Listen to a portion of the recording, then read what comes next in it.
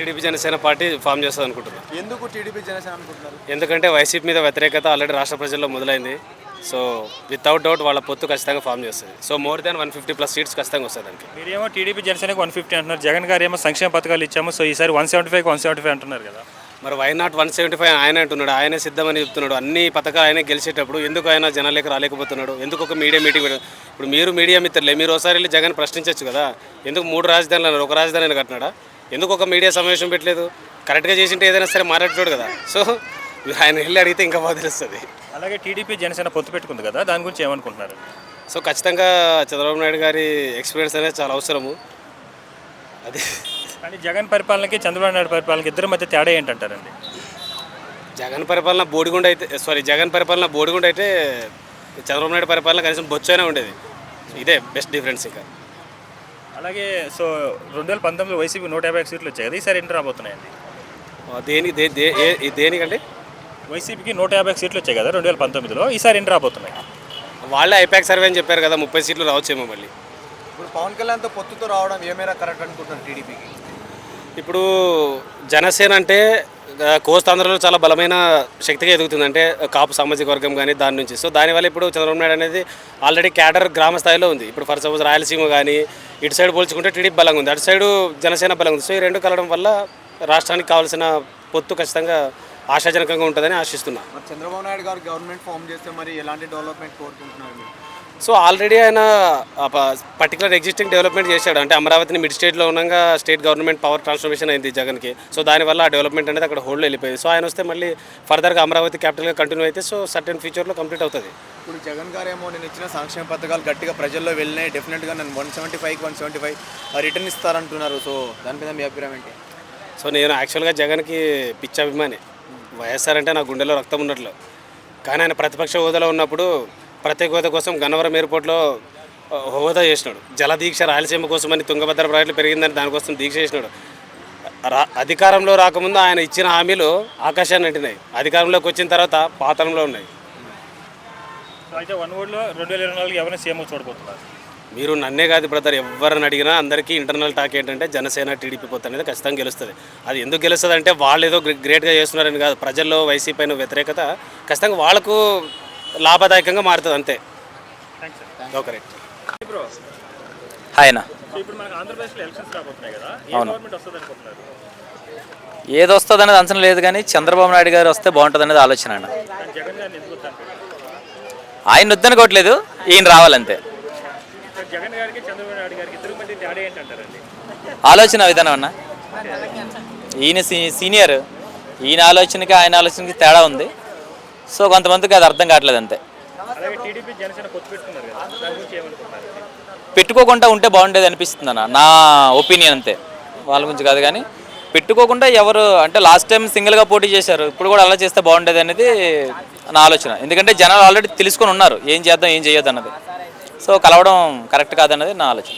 కానీ జగన్ గారు మాత్రం సంక్షేమ పథకాలు ఉద్యోగాలు ఎక్కువ ఇచ్చాము, ఈసారి 175 అంటున్నారు కదా, దాని గురించి ఏమనుకుంటున్నారు? ఉద్యోగ అవకాశాలు అంటే కష్టమేమో, కానీ అది జరగని పని అంటున్నారేమో. బట్ చాలామంది నిరుద్యోగులే ఉన్నారు. ఎక్కడ చూసినా సచివాలయం, సెక్రటరియట్ డిపార్ట్మెంట్ ఇందులో ఉన్న ప్రైవేట్ ఉద్యోగాలు అంటే తప్ప పర్మనెంట్ ఉద్యోగాలు అయితే మ్యాక్సిమం తక్కువ అండి. సిపిఎన్ వచ్చిన తర్వాత ఎలాంటి పరిపాలన? ఎవరండి? ఒకవేళ సిపిఎన్ గారు గెలిచారనుకోండి, ఎలాంటి పరిపాలన వస్తుంది? మళ్ళీ మనం ఒక 2 ఎలక్షన్ల క్రితం ఎలాగైతే మనం హ్యాపీగా ఉన్నాం అలాగ ఉంటారు మ్యాక్సిమం తెలిసి ఆంధ్ర ప్రజలు. జగన్ గారు 3 రాజధానులు అంటున్నారు కదా, అది ఎంతవరకు కరెక్ట్? దాని మీద నాకు పెద్ద ఐడియా లేదు, కానీ అన్న మా చిన్నప్పటి నుంచి రాజధాని ఏదంటే ఒకటి చెప్పుకునేవాళ్ళం. అంటే విడిపోకముందు హైదరాబాద్ అని, కొన్ని విడిపోయిన తర్వాత అయినా అమరావతి రాజధాని అనుకునే ఉండేవాళ్ళం. కానీ ఇప్పుడు అడిగితే 3 రాజధానులు ఏ పేరు చెప్పాలో అర్థం కాక ఏ పేరు చెప్పట్లేదు మ్యాక్సిమం నాకు తెలిసి. ఏమో తెలియదండి, తర్వాత చెప్తా అనే ఆలోచనలో ఉన్నారు ప్రజలు.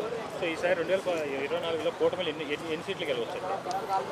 సిబిఎన్ అండి, చంద్రబాబు నాయుడు పార్టీ మ్యాక్సిమం కలిసి ఉన్నారు కాబట్టి 130 వరకు రావచ్చు అన్న. రిమైనింగ్ పార్టీ అయితే ఏదైతే ఉందో అది వైసీపీ గెలుస్తుంది. అటు ఇటు చీలిగా. అయితే 1 ఓవర్లో నెక్స్ట్ ఏపీకి సీఎం ఎవరైతే బాగుంటుంది? చంద్రబాబు నాయుడు గారు అయితే బాగుంటుంది అన్న. Thank you sir. చెప్పండి. సో ఇప్పుడు మనకు ఆంధ్రప్రదేశ్లో ఎలక్షన్స్ రాబోతున్నాయి కదా, ఏ ప్రభుత్వం వస్తుంది అనుకుంటున్నారు? చంద్రబాబు వస్తే మేలు అనుకుంటాం. ఎందువల్ల సార్?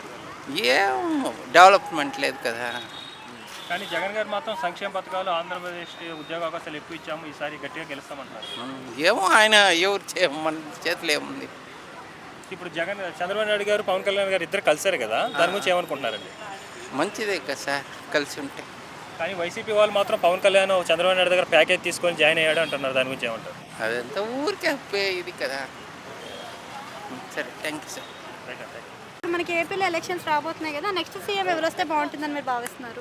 నేనైతే టీడీపీ గవర్నమెంట్ వస్తుంది అని అనుకుంటున్నాను. వాళ్ళు వస్తే కూడా బాగుంటుందని నేను అనుకుంటున్నాను. ఓకే, సో నెక్స్ట్ సీఎం ఒకవేళ మళ్ళీ చంద్రబాబు నాయుడే వస్తే మరి రాజధాని నిర్మాణం ఎలా ఉంటుంది? రాజధాని నిర్మాణం గురించి అనేది ఇప్పుడు 5 సంవత్సరాలు అయిపోయింది ఆల్రెడీ. వాళ్ళు సాధించారు. వాళ్ళు అమరావతిని కాదని వేరే దగ్గరికి పోవడం కూడా అంత కరెక్ట్ కాదు. ఒక రాజధాని అనుకున్నప్పుడు మనం అంతా మేనిఫెస్టోలో పెట్టుకొని చేసి ఇది కాదు మాకు వైజాగ్, అది కాదు మాకు కర్నూలు అనడం ఎంతవరకు కరెక్ట్ అండి? ఇక్కడ పోతుంది అక్కడ పోతుంది, 2 జడ రామణ కథ అంటారు మా తెలంగాణలో. అవుతుంది అది 100%. అమరావతి అనేది రాజధానిగా ఉంటేనే పూర్వకాలం రాజులు వెళ్ళినటువంటి రాజ్యం అది. అమరావతి అనేది రాజులది. అది దాన్ని మార్చడం కరెక్ట్ కాదే కాదు. అది అమరావతి 100% కరెక్ట్. సో ఇప్పుడు మరి ఉద్యోగ అవకాశాలు కూడా కలిగే అవకాశం ఉందా మరి అక్కడ ఆంధ్రలో? 100% చంద్రబాబు నాయుడు వస్తే వస్తుందండి. సో తెలంగాణలో కూడా డెవలప్మెంట్కి కారణం చంద్రబాబు నాయుడు అంటున్నారు, నిజమేనా? అది నేను చిన్నప్పటి నుండి చూస్తున్నాను కదా. నాది 100% ఇప్పుడు బిల్ క్లింటన్ వచ్చినాడు, వాళ్ళు బిల్ గేట్. నేను అప్పుడు హైటెక్ సిటీలోనే ఉన్నాను. నేను మా బిల్డింగ్లో మీకు ఎవరో తెలియదు. ఫారినర్స్ వస్తే వాళ్ళు ఏంది అనేది నేను చూసినది. అది చేసింది చంద్రబాబు నాయుడు కదండి. హైటెక్ సిటీ డెవలప్ చేసింది, ఏదైనా చేసింది చంద్రబాబు నాయుడు. సో నారా లోకేష్ గారు కూడా పాదయాత్ర చేశారు. మరి నారా లోకేష్ గారి వల్ల మరి ప్రజల్లో ఏదైనా మార్పు వచ్చింది అనుకోవచ్చా? నారా లోకేష్ గారి పాదయాత్ర ఒకంత పనికొచ్చింది అనుకుంటాం, కానీ ఆయన సీఎం అయితే మాత్రం మళ్ళీ అదో గతి పాలే. జగన్ ఎంతనో వీడంతనే. సో ఇప్పుడు పొత్తులో వస్తున్నారు కదా, మరి పవన్ కళ్యాణ్ గారు టీడీపీ గారు అలా పొత్తులో రావడం కరెక్టేనా? కరెక్టేనండి. అది కూటమి అనేది ఉంటుంది కదా, ఎప్పటికైనా కూటమే కదా. ఇప్పుడు ఓడలు బండ్లు ఓడలు అని అంటారు, అదే కదా. ఇప్పుడు ఇద్దరు కలిస్తే పిడికిలు బిగిస్తే గట్టిగా అయిపోతుంది. ఇంకా 3వ పార్టీ బీజేపీలో కూడా వచ్చిందంటే ఇంకా స్ట్రాంగ్ అనేది లోపల నడుస్తున్నది. అది ఇప్పుడు వాళ్ళిద్దరు కలవడం వల్ల మరి పవన్ కళ్యాణ్ గారికి ఏదైనా పదవి ఇచ్చే అవకాశం ఉందనుకోవచ్చు? 100% ఉంటుందండి. పవన్ కళ్యాణ్కి ఇవ్వకపోవడం ఏంటండి? పవన్ కళ్యాణ్